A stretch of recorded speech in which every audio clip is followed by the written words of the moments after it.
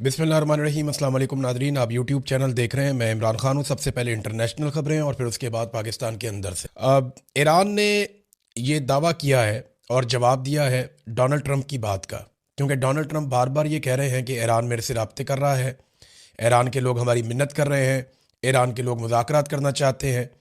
हालांकि पब्लिकली ये बात डोनाल्ड ट्रंप ने खुद कही थी, और जब उन्होंने कहा कि वो मुज़ाकरात करना चाहते हैं तो उसके बाद ईरान की जानिब से मुज़ाकरात की ऑफ़र को मुस्तरद किया गया था। फिर डोनाल्ड ट्रंप को काफ़ी शर्मिंदगी हुई और फिर डोनाल्ड ट्रंप के साथी नेतन्याहू और इसराइल की जानिब से एक दबाव भी आया। तब से लेकर अब तक डोनाल्ड ट्रंप ये कह रहे हैं कि ईरान मुज़ाकरात करना चाहता है लेकिन मैं नहीं करना चाह रहा। ईरान ने कहा कि हमने जंग बंदी की कोई दरख्वास्त नहीं की, अमेरिका से बातचीत को हम मुस्तरद करते हैं। अमेरिका ने बातचीत और मुज़ाकरात का मौका ज़ाया कर दिया और हमें धोखा दिया। ज़मीनी हमले के मुंतज़िर हैं कि हम पर ज़मीनी हमला किया जाए और उसके लिए हम अपने आप को तैयार कर रहे हैं।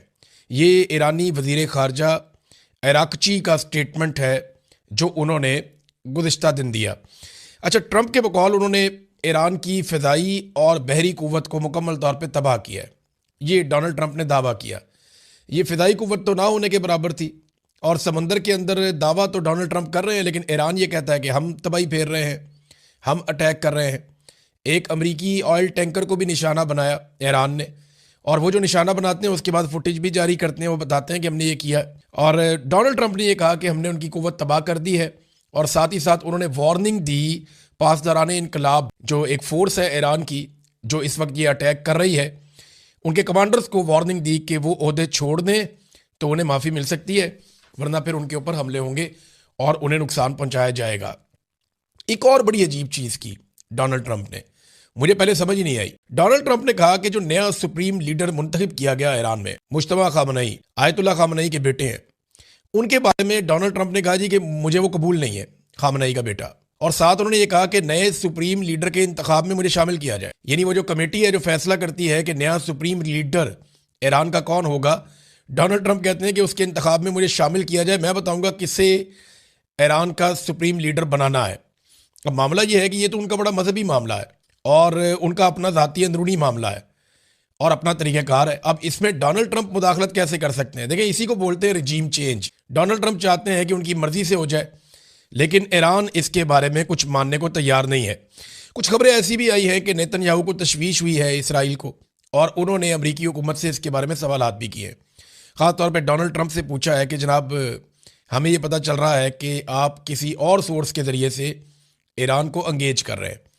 ये बात ना इसराइल के लिए बहुत परेशान कुन है कि अगर अमेरिका इस लड़ाई में से निकल जाता है तो फिर ईरान इसराइल को धोकर रख देगा। इसराइल की पूरी कोशिश होगी कि अगर अमेरिका इस लड़ाई को बंद करता है तो इसराइल के साथ भी ईरान की मुकम्मल जंगबंदी हो और इसराइल को ईरान से मुकम्मल तहफ़्फ़ुज़ दिया जाए। ये बात हम सब ने देख ली है और हम सबको इस बात पर यकीन है कि अगर 1-on-1 लड़ाई हो, अमेरिका बीच में ना हो, तो इसराइल की दुर्गत बना सकता है ईरान। ये तो हमने देख लिया, हमें आइडिया हो गया कि जिस किस्म की उसके पास ताकत है मिसाइलों की, ड्रोन्स की, उनके ज़रिए से वो इसराइल के लिए बड़े मसाइल पैदा कर सकता है। बल्कि फिर हिजबुल्ला भी शामिल हो जाती है, हमास भी शामिल हो जाती है, दीगर तंजीमें भी शामिल हो जाती हैं, तो इसराइल के लिए प्रॉब्लम बढ़ जाती है अगर अमेरिका ना हो तो अमेरिका का निकलना ही इसराइल के लिए डरावना ख्वाब है। तो तजियाकार ये कह रहे हैं कि इंडिया को एक सेकेंड ऑप्शन के तौर पर रखा गया है इसराइल की जानिब, और इसीलिए नरेंद्र मोदी ने बड़ी जपियाँ शपियाँ डाली थी नेतन्याहू के साथ, और बहुत सारे ट्वीट भी किए थे, बहुत सारी यादगारी बातें भी की थी। अब इसमें एक ईरानी सफ़ीर है, उन्होंने भी स्टेटमेंट दिया है इंडिया के हवाले से कि इंडिया ने ना तो माफ़ी मांगी है, ना कोई रब्ता किया है। हालांकि इंडिया के मेहमान थे जो नेवी के लोग ईरान के आए हुए थे, फ़ौजी, और उनका शिप वहाँ पर मौजूद था, उसे डबो दिया गया और बहुत बड़ी तादाद में लोगों का कत्लेआम किया गया अमेरिका की जानिब से। तो ना अमेरिका की मजम्मत की, ना ईरान के साथ ताज़ियत की, और वो कोई रब्ता कर नहीं रहे। तो जब ईरानी सफ़ीर से पूछा गया, उन्होंने कहा जी ये बात तो फिर आप इंडिया से पूछें ना, हमसे ना पूछें। तो इंडिया के ईरान के साथ ताल्लुकात काफ़ी ख़राब हुए हैं और मुमकिन है कि इसराइल ने एक ऑप्शन के तौर पे इंडिया को वाकई रखा हो, जैसा कि कुछ तज्जियाकार दावा कर रहे हैं। नाज़रीन, सऊदी अरब की खलीजी ममालिक में एक लीडिंग पोजीशन है, इससे कोई इनकार नहीं कर सकता। यानी सऊदी अरब से बेहतर पोजीशन खलीजी ममालिक में किसी की नहीं है, और सबसे बड़ा मुल्क भी वही है। रकबा भी बहुत ज़्यादा है सऊदी अरब का, और साथ में खाना काबा वहाँ पे है, मस्जिद नबवी वहाँ पे है। तो उस वजह से भी हरमैन शरीफैन होने की वजह से भी सऊदी हुक्मरानों को एक अलग से हैसियत हासिल है। तो सऊदी अरब ने एक स्टेटमेंट दिया एक मरतबा फिर, उन्होंने कहा जी अपनी सरजमीन ईरान के खिलाफ इस्तेमाल नहीं होने देंगे, ना फिजा, ना समंदर, ना ज़मीन। ये सऊदी अरब का स्टेटमेंट है। इस पे ईरान ने उनका शुक्रिया अदा किया सऊदी अरब का। देखिए, इससे पहले सऊदी सरजमीन इस्तेमाल हुई है और सऊदी अरब में अमरीकी अड्डे मौजूद हैं। अब जब उन्होंने सरजमीन इस्तेमाल की तो वो अमरीकी अड्डों के ऊपर अटैक किया ईरान ने। तो सऊदी अरब ने अब ये कहा कि वो अपनी सरजमीन को इस्तेमाल नहीं होने देंगे ईरान के खिलाफ। ये ईरान के लिए बड़ी पॉजिटिव चीज़ है और ये स्टेटमेंट तब आया जब सऊदी अरब के अंदर ईरान ने काफ़ी अपने टारगेट हिट किए हैं और कुछ सऊदी अरब के अंदर ऐसे टारगेट हिट हुए हैं जिनके बारे में ईरान कहता है कि ये हमने नहीं किया। लेकिन पहले आप ये ले लें कि सऊदी अरब कह क्या रहा है और मामला है क्या। देखें, सऊदी अरब के कुछ सोर्सेज, हत्ता के सऊदी अरब के जो बाखबर सहाफ़ी हैं, वो भी अब ये दावा कर रहे हैं और सऊदी अरब में कोई सहाफ़ी अपने से दावा कर नहीं सकता। सऊदी हुकूमत इस मामले में बहुत सख्त है। आप कोई ऐसी खबर दे नहीं सकते सऊदी अरब में जिससे वहाँ की हुकूमत इख्तलाफ करती। तो सऊदी सहाफ़ी अगर कोई बात करते हैं तो इसका मतलब ये है कि सऊदी गवर्नमेंट की भी लगभग यही बात है। और सऊदीया के साबिक जो इंटेलिजेंस चीफ हैं उन्होंने भी यही बात की थी। पहले आप ये देख लें कि जो सऊदी वज़ीर ख़ारजा है उनका स्टेटमेंट क्या है। वो ये कहते हैं कि इंतहा पसंद इसराइली हुकूमत अमन नहीं बल्कि तशद्दुद और तबाही की ख्वाहां है। यानी तशद्दुद करना चाहते हैं, तबाही फैलाना चाहते हैं। ये इनका अमन से कोई ताल्लुक नहीं है इसराइलियों का। और ये बात गाज़ा में भी वाज़ेह थी। ये सऊदी वज़ीर ख़ारजा का स्टेटमेंट है। अब सऊदी अरब के सोर्सेज और वहाँ के सहाफ़ी ये दावे कर रहे हैं कि इब्तदाई तहकीकात जो की गई हैं सऊदी अरब में और दीगर गल्फ़ ममालिक में, उनमें पता चलता है कि गल्फ़ ममालिक पर होने वाले तमाम हमले ईरान ने नहीं किए। यानी कोई और भी है जो गल्फ़ ममालिक में हमले कर रहा है। और इस पर उन्होंने फर्दर ये कहा कि खदशा है कि इसराइल और अमेरिका ने गल्फ़ को जंग के अंदर घसीटने की कोशिश की है। यानी ये हमले इस तरीके से किए गए हैं कि जो अरब ममालिक हैं या खलीजी ममालिक हैं या गल्फ़ कंट्रीज़ हैं, वो इस जंग के अंदर खिंचे चले आए और उनको मजबूर किया जाए कि वो इस जंग का हिस्सा बने। ये बड़ी अलार्मिंग चीज़ है और ये अब तहकीकात हो रही है ना इब्तदाई तौर पे, तो पता चल रहा है कि ईरान ने जो अटैक किए वो तो सिर्फ अमेरिकन पे किए हैं। अमेरिकन एम्बेसी पे कर दिया, CIA के ऑफिस पे कर दिया, अमेरिकन रेडार्स के ऊपर कर दिया, उनके कम्युनिकेशन के सिस्टम के ऊपर कर दिया, समंदर में उनका कोई एसेट है तो वहाँ पे कर दिया, जो अमेरिका के पास बेसिस है वहाँ पे अटैक कर दिया। वो तो बहुत तबाही फेरी है। अब उनकी जो है वो सैटेलाइट फुटेजेज आ रही हैं, उस पर अमेरिका को बड़ी तशवीश है। अब चीन भी वो सैटेलाइट रखता है, रशिया भी रखता है, तो दुनिया को मिल तो जाती है। CNN से बहुत तंग है, कुछ और मीडिया हाउसेज हैं, अल जज़ीरा, उनसे वो बहुत तंग है कि ये पूरी दुनिया को दिखा रहे हैं कि अमेरिकन बेसिस को तबाह किया गया है ड्रोन से और मिसाइलों से। तो ये अमेरिका के लिए जो सुपर पावर अपने आप को कहता है उसके लिए इसमें सुबकी और शर्मिंदगी वाली बात तो है। एक और नाज़रीन बड़ी तशवीशनाक खबर आई है, ये अमेरिका से आई है।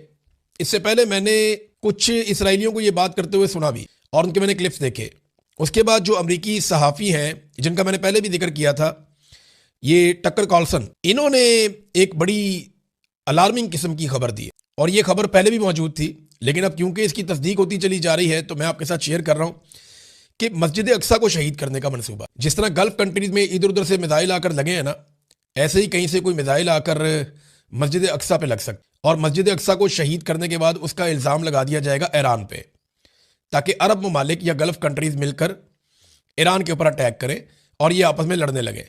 और प्लान ये है कि बाद में यहाँ पे थर्ड टेम्पल तामीर किया जाए। ये अमेरिका के जो वज़ीर जंग हैं वो ये स्टेटमेंट पहले दे चुके हैं। अमेरिकन ये बारहा कह चुके हैं और ये बात इसराइली भी बारहा कह चुके हैं कि वो यहाँ पे टेम्पल तामीर करना चाहते हैं जहाँ पे मस्जिद अक्सा है, कि मस्जिद अक्सा को हटाया जाए और यहाँ पे टेम्पल तामीर किया जाए।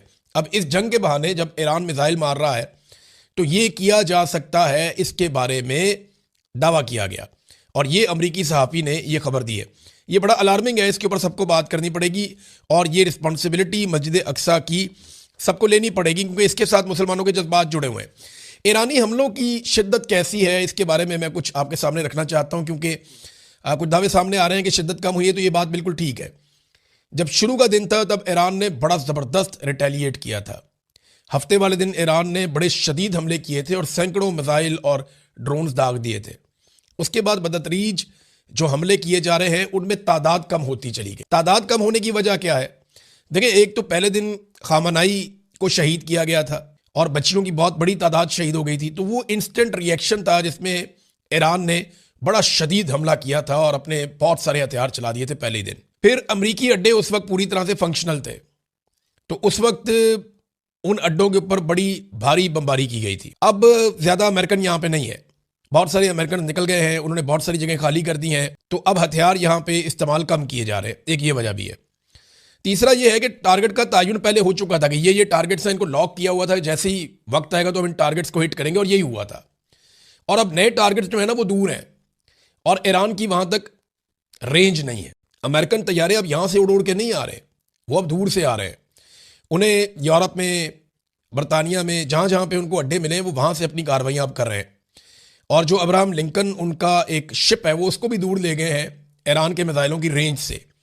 तो इसके जरिए से अब वो दूर से अटैक करते हैं अमेरिकन। तो यहाँ पे जो खित्ते के अंदर उनके एसेट्स थे वो अब उस तरह नहीं है जैसे पहले थे, तो ईरान ने उनको हिट किया।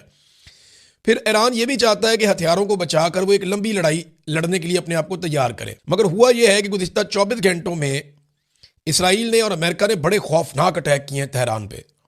2-2 हज़ार पाउंड के बम गिराए गए हैं और रिहायशी इलाकों में गिराए गए हैं, गुंजान आबाद इलाकों में गिराए गए हैं। ईरान के बहुत सारे दफातर तबाह कर दिए हैं, उनका फौज, उनके रेडार, उनका इंफ्रास्ट्रक्चर, उनका कम्युनिकेशन सिस्टम। ईरान में बहुत तबाही फेरी है अमेरिका ने और इसराइल ने। लगभग 2000 के करीब हमले हो चुके हैं मुख्तलिफ मकामात के ऊपर ईरान में, इसराइल और अमेरिका की जानिब से। और ये देखें आप, ये 6 दिन का खेल है सारा, 6 दिन के अंदर हुआ है सारा कुछ। आज 7वां दिन है, तो आप अंदाज़ा कर लें कि कितने शदीद हमले हैं जो ईरान के ऊपर किए जा रहे हैं। तो ईरान को इस बात का आइडिया है कि लड़ाई लंबी है, लेकिन जब शदीद हमले होते हैं तो फिर रद्द अमल भी शदीद आता है।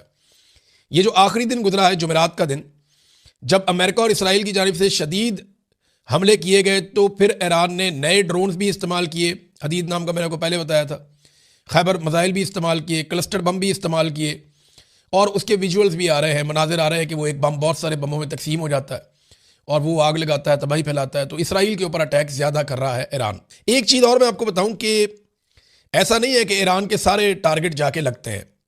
ईरान का एक ड्रोन और एक मिसाइल ये बड़ी कड़ी आजमाइश से गुजरता है जब ये ज़मीन को जाके टकराता है। उससे पहले देखिए ना, ये पहले निकलता है तो ये समंदर से गुजरता है, फिर यहाँ पे उसको इंटरसेप्ट किया जाता है, उसके बाद दीगर ममालिक आ जाते हैं, कोई ना कोई अरब मुल्क आता है, फिर उसके बाद सऊदी अरब, उर्दन के बाद जो है फिर ये दाखिल होता है इसराइल की जानिब। तो इन सारे मुल्कों के इंटरसेप्टर्स हैं, ये इन सब से बच बच के इसराइल तक पहुंचता है। तो ये बड़ी हिम्मत है ईरान के मिसाइल की या ड्रोन की कि अगर वो अपने टारगेट को जाके हिट कर लेता है, या तेल अवीव में या किसी और जगह पे, यरूशलेम में, जहाँ पे भी इसराइली एसेट्स हैं, वहाँ पे जाके अगर ये हिट करता है तो ये इनकी बहुत बड़ी कामयाबी है। बहरहाल एक चीज़ है कि गल्फ ममालिक को इस बात का पता चल गया है कि अमेरिका यहाँ पे उनकी हिफाजत के लिए नहीं, इसराइल की हिफाजत के लिए था।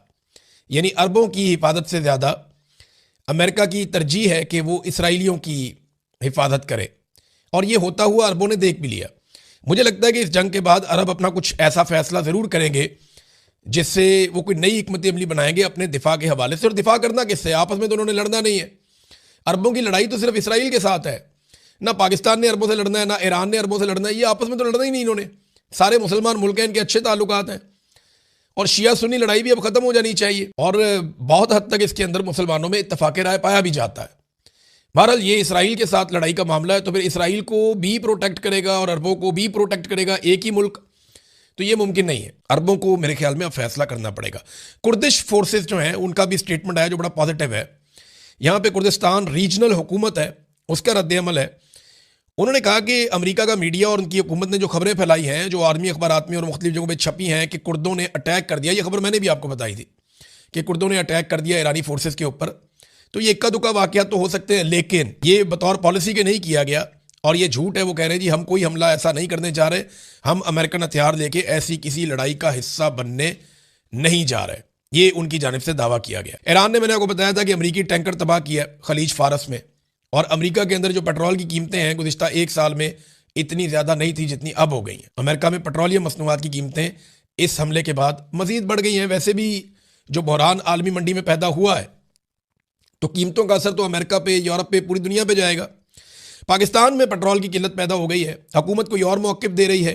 ओगरा का मौक़िफ़ कुछ और है, कह रहे जी बहुत पेट्रोल है हमारे पास, जबकि डीलर्स हैं वो अलग तरह का बयान दे रहे हैं कि नहीं जी महदूद है हमारे पास। अवाम के अंदर बेचैनी है, अवाम दौड़ रही है कि जनाब हम अपना पेट्रोल इकट्ठा कर लें, ये ना हो कि हम घर बैठ जाएं। दूसरा, हुकूमत ये सोच रही है क्योंकि स्मार्ट लॉकडाउन लगा दिया जाए, लोग ज़्यादा घरों से निकले ही ना, पेट्रोल का कम से कम इस्तेमाल करें ताकि जो पेट्रोल है उसको लंबे अरसे तक इस्तेमाल किया जा सके।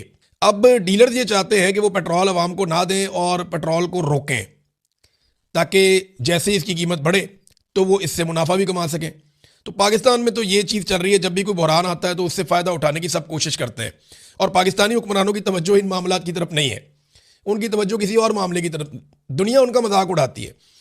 ये रशिया के साबिक सदर हैं दिमित्री मेदवेदेव, और ये साबिक रूसी सदर भी हैं, साबिक रूसी वज़ीर आज़म भी हैं, और इस वक्त सिक्योरिटी काउंसिल ऑफ रशिया के डिप्टी चेयरमैन भी हैं। उन्होंने तंज किया है शहबाज शरीफ जैसे लोगों पे।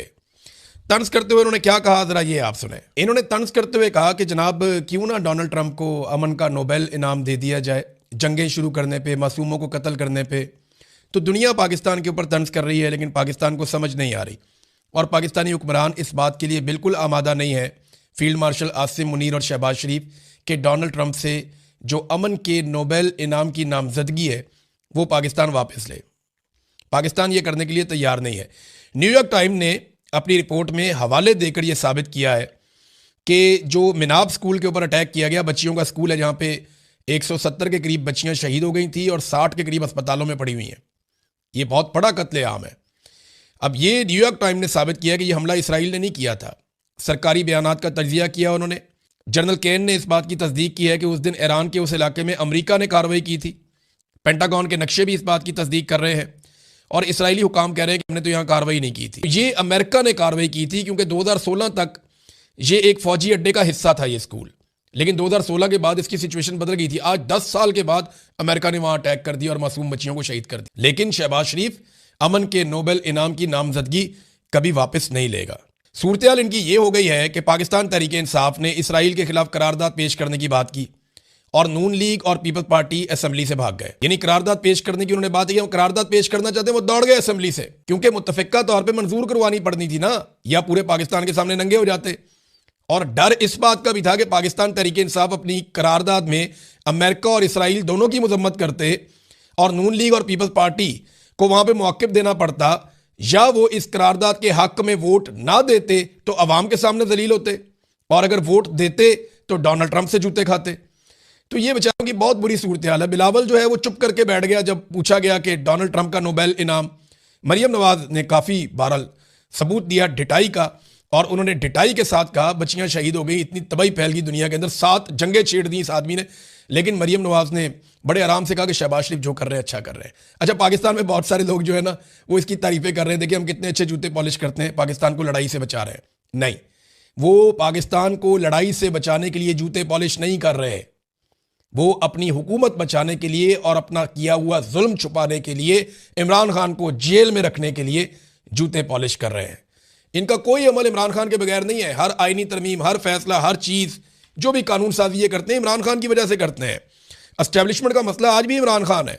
डॉक्टरों की मौजूदगी में इमरान खान ने कहा है कि ये गीदड़ है, और ये पाकिस्तान की एस्टेब्लिशमेंट को सबको मुखातिब करते हुए इमरान खान साहब ने गीदड़ से इनको तशबीह दी है। कुछ सोर्सेज ये भी बताते हैं, मुझे थोड़े दिन पहले एक दोस्त हैं वो कुछ लोगों से मिलकर आए पाकिस्तान से, और उन्होंने मुझे बड़ी राजदारी से एक चीज़ बताई थी, मैं उनका नाम नहीं लेता, लेकिन उन्होंने बताया कि इमरान खान साहब जेल मुलाकातों में आसिम मुनीर साहब के बारे में कुछ इस तरह से बात करते हैं जिससे खौफ पैदा हो जाता है, क्योंकि इमरान खान साहब बिल्कुल डरे हुए नहीं है, वो बड़े बेबाक होकर बात करते हैं, हालांकि उनके लोग बाहर आके उस तरह बात नहीं करते। और आसिम मुनीर के बारे में इमरान खान साहब ने जिस अंदाज में बात की है, वो रिकॉर्डिंग्स तो मौजूद है उन लोगों के पास, तो उसके सुनने के बाद जो है वो खौफ पैदा हो जाता है। ये बहुत करीबी सोर्सेज ने बताया था। इमरान खान साहब ना अल्लाह रब्बुल इज़्ज़त पे तवक्कल करके जेल काट रहे हैं। किसी और पे भरोसा करने वाला आदमी जो है वो इतना दलेर हो ही नहीं सकता। जो अल्लाह पे भरोसा करके बैठा होगा ना कि मैं ये कर लूँगा, मेरा अल्लाह पे भरोसा है, तो वही इतना बहादुर हो सकता है। आम आदमी ये कर नहीं सकता। मैं सिचुएशन से गुजरा हूँ, मैं जानता हूँ अच्छी तरह, ये हो नहीं सकता जब तक कि आदमी अल्लाह पे भरोसा ना करे। नाज़रीन, अब छोटी छोटी 2 खबरें मैं आपको बताऊँ। एक तो ये है कि ईरान अपने मुल्क में पूरी कवरेज करने दे रहा है मीडिया को कि दिखाओ जो दिखाना है। इसराइल आलमी मीडिया को मना कर रहा है कि आप हमारी तबाही और बर्बादी जो ईरान ने फेरी है वो ना दिखाएं। एक तो दोनों में ये फ़र्क है। दूसरा, ईरान ने कहा है कि चाइना और रशिया हमारी मदद करते हैं। उनके वज़ीर ख़ारजा ने यह बात की है, और चाइना की जानिब से, उनकी पब्लिक की जानिब से बार बार ऑफ़र की जा रही है एम्बेसी के स्टाफ को टेलीफोन करके कि वो अतिये देना चाहते हैं, वो पैसों के ज़रिए से ईरान की मदद करना चाहते हैं। तो इस पे ईरानी एम्बेसी ने बाकायदा एक स्टेटमेंट जारी किया है। उन्होंने कहा कि चीनी अवाम मुसलसल